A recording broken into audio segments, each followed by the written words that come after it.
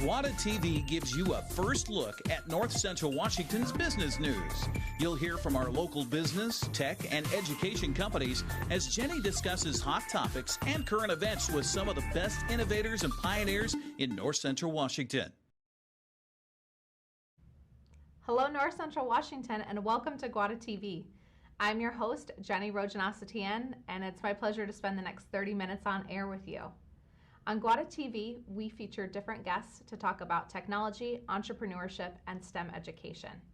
On today's episode, we will talk to BBSI to learn more about the support services they offer to entrepreneurs, as well as the Diamond Foundry, a new business right here in Wenatchee Valley, making diamonds, well, growing diamonds, I should say. Stay tuned, we'll be right back on air with our first guest. Welcome back to GWATA TV. We are on air with our first guest today, Adam St. Mary, Business Development Manager at BBSI. Welcome. Thank you. Thanks for having me. We're so excited to have you on air. BBSI is a really large company, headquartered out of Vancouver. You're a publicly traded company, do a lot of services for entrepreneurs. And I know you're headquartered out of the Moses Lake office. But you're growing, and there's still a lot of people who don't know about BBSI and what you offer. So tell me more about your organization. Sure. So our main objective at BBSI really is to change the trajectory of small to medium-sized businesses.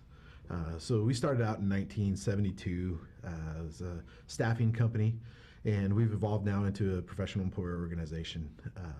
What we started to realize really is that there's we could impact a business owner or the entrepreneur at a deeper level if we just shifted our conversation.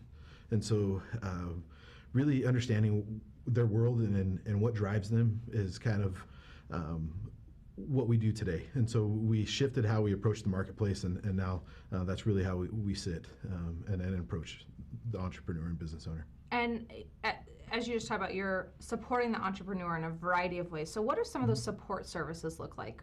When you work with an entrepreneur in our community, kind of what resources are you providing for them?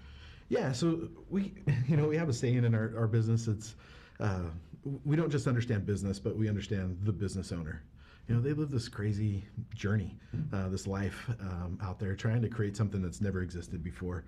And our work with business owners really has shown us some things that can help them navigate that ever-changing landscape that's out there in the marketplace. And so we ask a lot of questions. We want to understand where they're living, and what they're up against as a business owner. So we'll go in, and a lot of times we ask, why you got started in business, how you got started in business.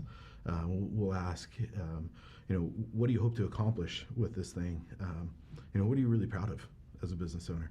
And then there's another question that a lot of times we don't like to answer as people, and that's really, what just scares you? What scares the living daylights out of you? And we really work to understand that big picture, and from there we get to develop a blueprint for their success. As we went in and asked a bunch of questions, really started to understand their life and where they're living, we started seeing multiple times, getting different feedback from the business owner community that a lot of times they can feel very alone. And so we've gone in and we work to create community for the entrepreneur. So we gather our clients very often and regularly and put them in a room together and help facilitate relationships and help facilitate conversations and a support mechanism for them a little bit there. And then we help them take from those sessions things that they can understand, things that they can take right back into their business and implement today that can really move their business along. And you're doing a lot of business best practices, right? For those entrepreneurs, and which is critical because oftentimes a founder or an entrepreneur goes out there to build their dream retail, professional service organization, but they're not necessarily the expert in all things business, right? 100%. 100%. What's an ROI of a hammer for you, Jenny, compared to a hammer for a master carpenter? Yes. It's not about the tools and the platforms. It's about who utilizes those because they get different results with them. And so, I imagine the master carpenter gets a better result than I do. I've seen some pretty beautiful custom homes built, Right. one of a kind deals by those masters, and they're fun to look at. Right. Stuff I build probably not as fun to look at. Right. So, absolutely. So applying different tools for entrepreneurs, kind of where they're at. And you have, you work with a lot of businesses at BBSI, but who's kind of your typical client in terms of company size? Like, where do you find entrepreneurs start to really need that professional support, that business development support? Yeah, absolutely. We get this question quite often, actually. It's a very normal question to ask in business, I think, is who's your target audience, or your ideal client? And for us, it's a little bit less about the size of business or the type of business, and it's more about the business owner that has a dream and that they see value in having somebody in that sidecar with them along this journey. But we really focus on that small to medium-sized business because typically as they get into that large business, a lot of the services and things that we offer, they start bringing in-house because they need it at a different level. Yeah. They've built that stability so, that they can bring in that in-house support. Correct. So you're able to kind of be that middle. Yeah. Or if they're not going to grow to that size, because some companies strategically are never going to get Correct. over 15 Correct. employees, 30 employees, etc. Yeah, and that goes back to our earlier conversation about really understanding what they want out of this. How do they define success? And then we work relentlessly in our pursuit of their success to support that and make sure that when our team is supporting the business owner, that they're always keeping that big picture in mind. Now, the big picture for you, kind of switching to you and your background, you've been with BBSI 5 years. Why do you love what you do at BBSI? What was your background? What got you into this position, helping entrepreneurs with their dream? Yeah, I have kind of an interesting resume, but I just started my 6th year. I'm a couple months in. Congratulations. Now. Thank you. But I like to say I've been a part of the team for about 9 years because I actually started out as a client at BBSI. I had my own in-home appliance repair and was a client at BBSI. And there's basically been 2 things that have been super constant in my life. And the first one is this ability or idea of supporting and encouraging people. I can go back to times I was 3, 4, 5 years old, and I can tell you story after story of where that has played a part in my life. And when you can combine that with this other piece for me is I like to break unwritten rules. It's kind of a funny thing. I'm not out breaking the law. I'm not getting in trouble. Yeah. But it's really this idea of curiosity. Well, why not? And what if? And well, why? And it's kind of like the 5-year-old little boy saying, "Mom, why is the sky blue?" Yeah. And they can why you to death. Yeah. And those 2 things combined really can impact what we're doing here at BBSI. Having that empathy for the business owner to really support and encourage them, combined with that curiosity, what's really going on in your world? Mm-hmm. And when you can combine those, some amazing things can happen. So. Well, I imagine, and working with clients now, since you've been on the other side of the table, you've been an entrepreneur, you're really able to identify, like you said, with their stories and probably find solutions a little bit faster since you have that personal experience yourself. Yeah, it's a funny thing. Business owners typically are really pretty good at telling stories. I remember the day I opened my company and people started saying hi to me differently. It was, "Hey, Adam, how are you?" And it shifted to, "Hey, Adam, how's business?" Right? And business owners are forced to develop a skill of being able to tell the truth without necessarily really opening up, and tell the world what's really going on behind the scenes. And so the sad part of that story is a lot of times that the business owner actually starts believing that story themselves. Mm-hmm. And so I think that's probably one of the biggest values that we can bring to the business owner is to really help them be honest with themselves. And being that I've been in that shoes, and they know that I know. A lot of times when I go talk to them, they know that I've sat on their side of the table a little bit. So. Well, and that, hearing you say that, I hear that question a lot. Like, how is business, and in terms of how people talk to entrepreneurs? And what just clicked for me is you're probably also that confidant for people who can't say transparently, you know what, payroll's a struggle or staffing's a struggle. So having that resource in BBSI so that they have a partner in the business has to provide a lot of relief for people as well. You know, Simon Sinek says 100% of people, or customers are people, and 100% of employees are people. If you don't understand people, you don't understand business. Yeah. You know, business is about people, and sometimes they can be a struggle. They're awesome. People are lovely, but they can be really sticky. Right. And if you're not careful, they get all over you. You know? And so if that's one of the biggest struggles in business is their people. It's really hard to have a safe place to talk about that, to try to figure out what's really happening and how do I impact change in that area. And so it is pretty awesome to be able to walk alongside of them and provide them some resources and some guidance and so forth with that. So. Well, speaking of resources, before we head out to commercial, do you have any advice for entrepreneurs who might be listening in? I'm with your wealth of experience, or ways they can connect in with you at BBSI to learn more? Sure. I don't know. I feel like maybe you're asking the wrong person for advice. I don't think so. I think you've got great experience. I just try to show up every day a little bit better than I was yesterday. So I don't know that I have a ton of advice to give, but one of my favorite quotes is from Captain Jack Sparrow. Okay. And he says, "The problem isn't the problem. The problem is your attitude of the problem." And one thing I see often with entrepreneurs or business owners is, where does the business owner stop, and the business begin? They're almost one and the same. And a lot of times we have a problem happening in the organization or the business, and as a business owner, we want to go in and solve that from an organizational standpoint. I've heard it said that business is the length and shadow of a man, right? Well, if that's true, and there's a problem in the organization, it's probably started with that individual, that business owner. And so I would just encourage the entrepreneurs, business owners, really kind of just ask themselves one question as they're looking to solve problems: is, how do I need to show up differently? Yeah, that makes sense. Well, at that, my ringer's going off, so I got to head out to commercial break. Adam, thanks for coming on air with us. We look forward to having you again soon. Thanks. Thank you. Bye-bye. Welcome back to GWATA TV. I'd like to introduce our second guest for today's segment. We have Lee Delatorre with Diamond Foundry. Thank you. Welcome. Appreciate it. Really excited to learn more about the Diamond Foundry. You're the general manager there. And so let's start, though, with just an overall, what is the Diamond Foundry?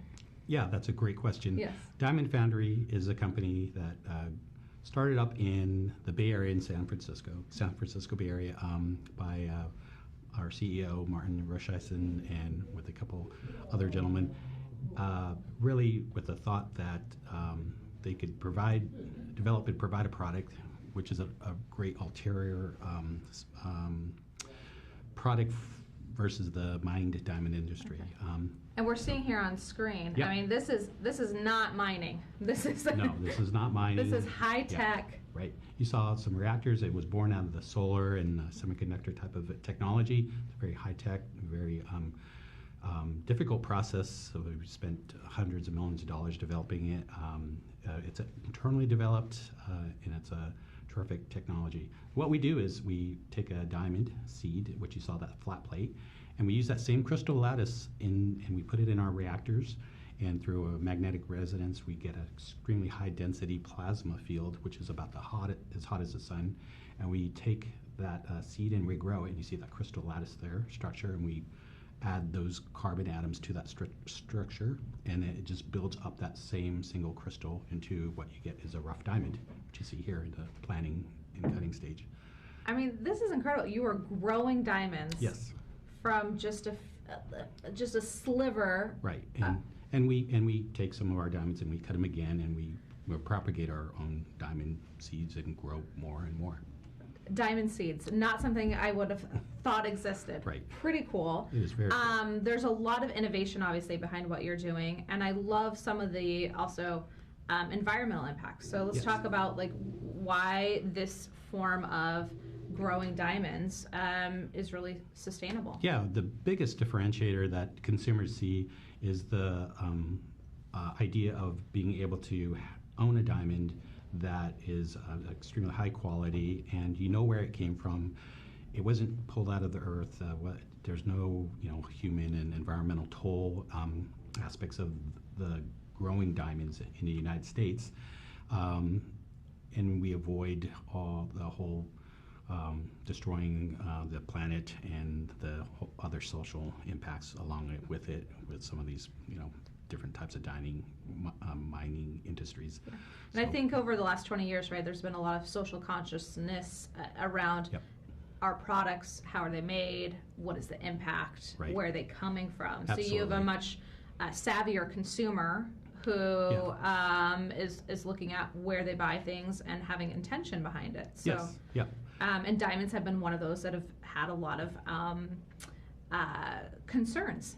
Yeah, that's a big concern, and from an awareness standpoint, the consumer is very intelligent these days. They want to know where their products came from. They like the sustainability aspect of it. We're a zero carbon footprint company, so and that's important to us. And that's huge when you're really kind of manufacturing, right? I don't think it is huge. Yeah. People want to know, Right. is this helping or hurting the environment? Where's it coming from along the whole process of, from beginning to end? And so we control our own entire manufacturing process from the beginning of growing a diamond to all the way through selling it to the end buyer. And you are growing diamonds right here in Wenatchee. Yes, yeah. So I came here about 2 years ago. Okay. We found a great location.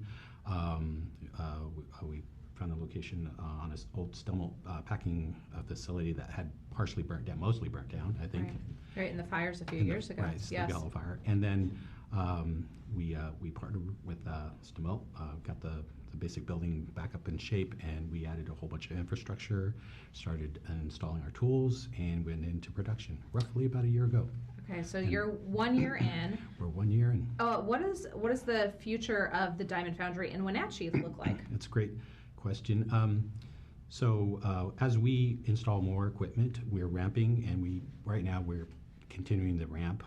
We think that we can ramp in the Wenatchee area a factor of more than 10. And along with that, right now our current plans for this facility are at least 35 to 50 jobs, which we're well underway of hiring. We have a pretty decent sized team now, and we're ongoing hiring as we speak.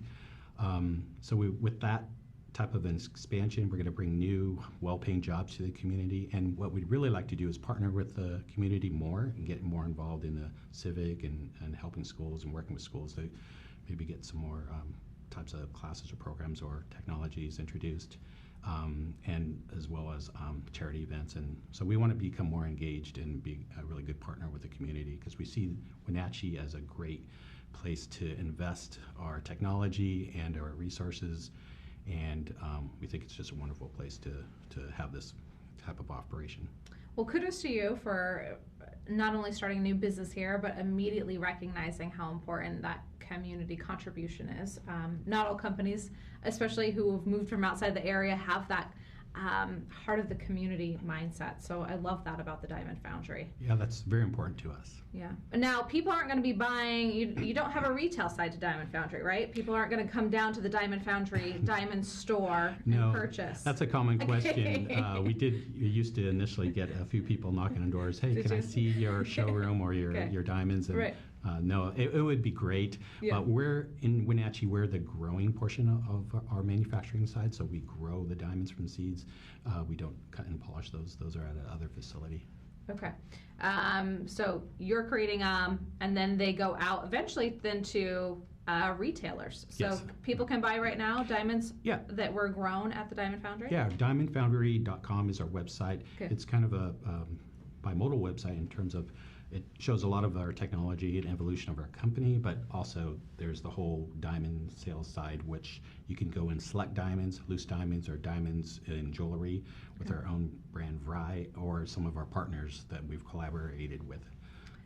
So if you have a heart for that sustainability and want to purchase a diamond from the Diamond Foundry, options online. Yes, definitely options online. To find that. Perfect.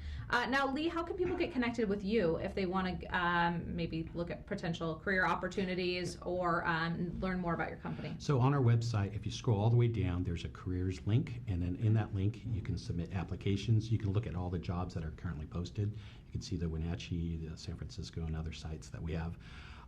And scroll through, or you can filter on Wenatchee itself just to see what those are. We have several openings for production technicians, equipment technicians, and we'll continue to expand that and grow those other positions as they're opening up as we ramp.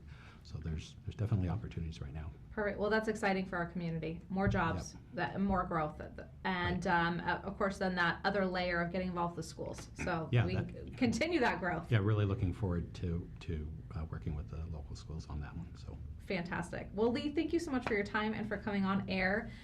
We'll have you back here next year to see how year 2 of production's going and get another update. Yep. We have to head to one more commercial break, so stay tuned. We'll be right back here to wrap up GWATA TV. Thank you. Thank you. I want to thank our guests for coming on air with us today, Adam St. Mary from BBSI and Lee Delatorre from the Diamond Foundry.